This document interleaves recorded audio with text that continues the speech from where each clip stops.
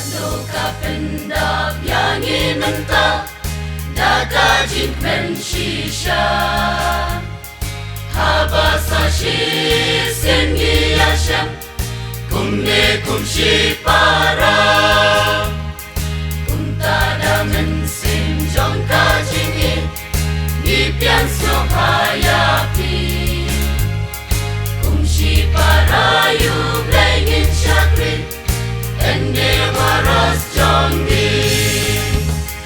Dada jingmengi ya yang mentah Ban pianso hayapi Ki kunjong ublengi kosyo pa Shayin ki sem jongi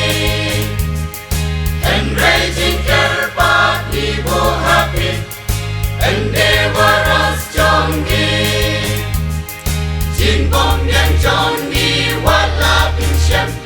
Sel bawat tau yaki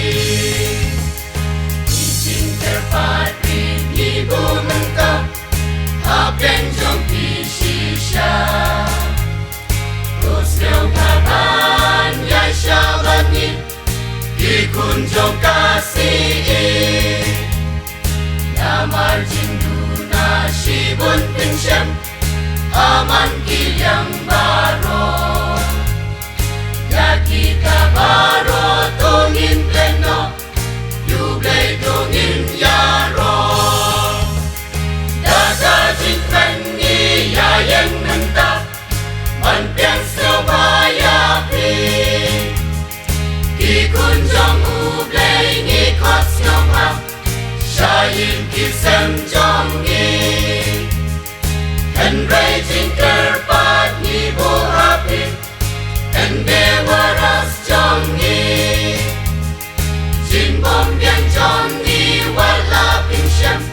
Snow bawat tau yaki Wala si jongi dangduna Haman kilyang baro Untayaki tungin long tau Enrei nin klen baro Kumshi para tungin yayang lam Nin turngin om pliti Dajing itungin yaslok ilang Yublay nin yen sakit Dada jingmengi yayang mentah